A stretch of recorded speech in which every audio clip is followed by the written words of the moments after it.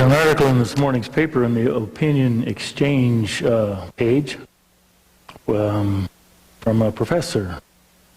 And he kind of talks about an apology, presents an apology to his former students. I'll just read a little bit of it for you. Talking about Lincoln, and anyway, he says, by Lincoln's estimate, the new American nation was born in 1776. Therefore, if there was a first founding father, it was Thomas Jefferson. Therein resides a problem. We have been inclined to dismiss Jefferson as a slave-holding hypocrite at best and a slave-bedding predator at worst. I know that I was inclined earlier in my teaching career. My job, so I told myself, was to demythologize the American past. What better way was there to do that than by revealing and harping upon the sins of the founder? What follows is an apology of sorts to those students who were subjected to what I now consider to have been my not-so-better way. In all likelihood, plenty about the flawed nature of himself. In all likelihood, Lincoln knew plenty about the flawed nature of himself, and Jefferson included. Nonetheless, Lincoln was not about to deny the greatness of Jefferson and his historic declaration. All honor to Jefferson, and he goes and quotes what Lincoln said about it. So he apologizes for the negative view he had taken, and there was actually 3 leaders in that article. But it seems to be a natural tendency to when you get to know somebody is to kind of notice their weaknesses and what they don't have. I'm sure as I read a whole long list of people for whom that happened, and you probably know about most of these, as I read them. Albert Einstein, for example, did not speak until he was 4 and could not read until age 9. He was described by a schoolmaster as mentally slow, unsociable, and adrift in his foolish dreams. Vince Lombardi, one expert said of that great football coach, he possesses minimal football knowledge and lacks motivation.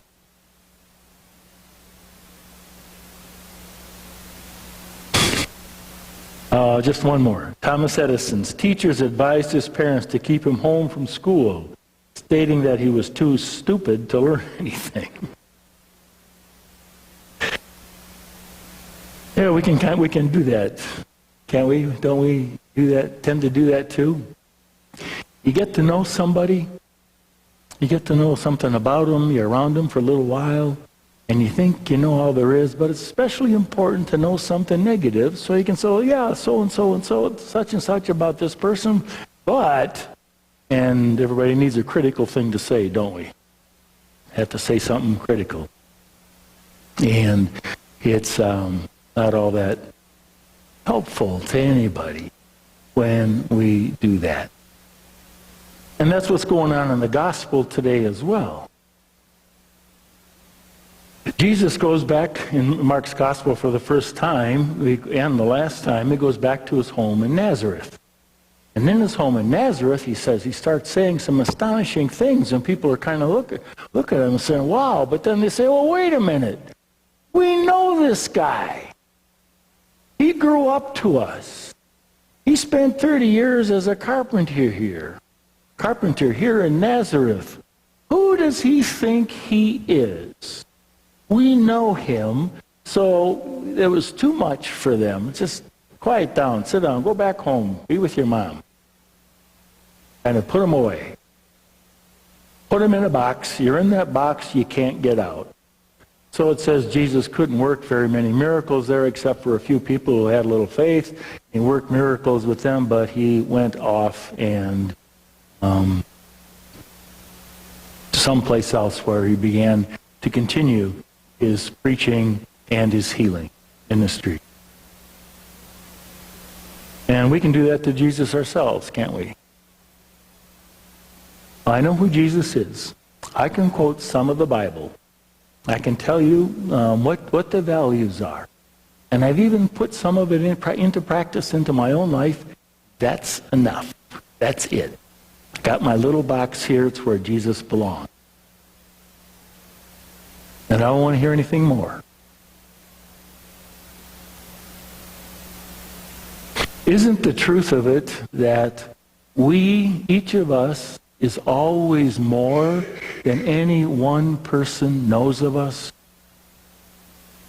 At work, I'm this way. At home, I'm this way. On the ball field, I'm this way.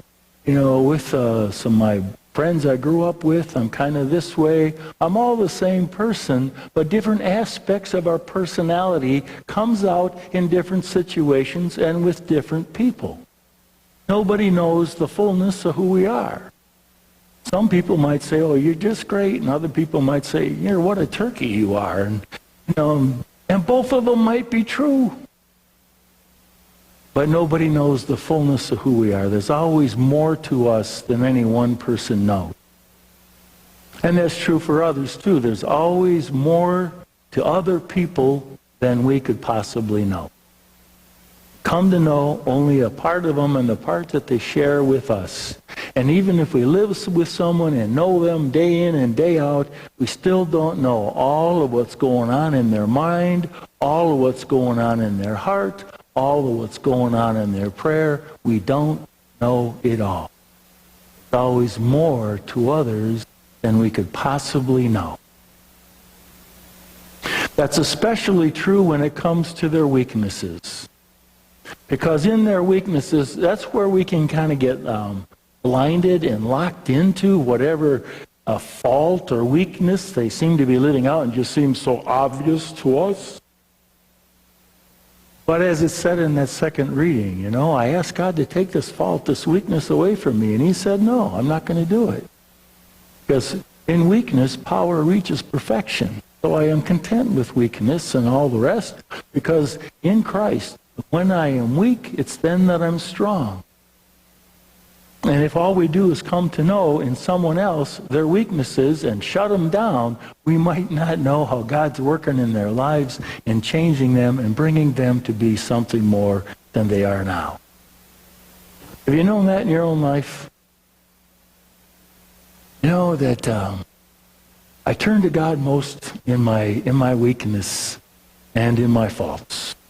When I look to God, I got to hang on there because I tried to change myself, and I haven't done it yet. But God has, in some ways. It's helped us to change and to be something more. So as others are always more than we know, and we are others more than we know, so Jesus Christ knows it all. He knows who we are, and he knows the more that we can be. And that's where it can be a little uncomfortable. I've got Jesus in this nice little box, and I'm trying to live out it as best I can, and I'm kind of comfortable here. But he might say, I see more in you than you see in yourself. It could be a call to becoming more, to sharing our lives more, to sharing our talents more. It could also be the part that says, this part right here, it doesn't fit with who I made you to be. You need to change here. Because you are kind of locked into that habit, that sin, the way of criticizing other people, the way of cutting corners, whatever it is, your lack of love, you're kind of locked into that. You think it's okay, it's not okay. And that's where it's dangerous, see? Because Jesus knows what more we can be, and he calls us to become the more that we were made to be, to change. And he gives us the strength to do it.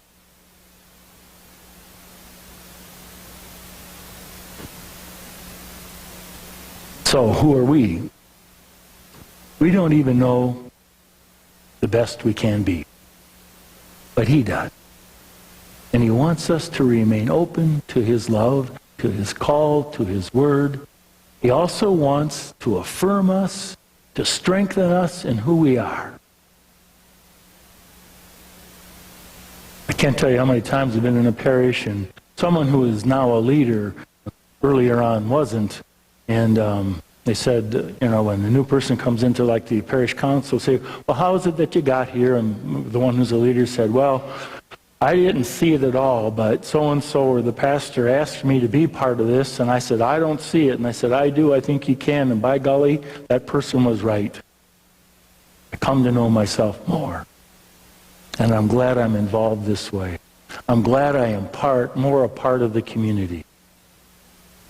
And that is who Jesus is. He's the one who calls us to more. And we can, by rejecting anything new and anything that might call us to more or might call us to be uncomfortable because we have to change, we can effectively limit how he can affect our lives. But he doesn't give up. He keeps coming back to us and says, I am present, I am here. I call you to be more. I call you as my disciple to follow me every day of your life. I don't care how old you are or how young you are. I call you to be more.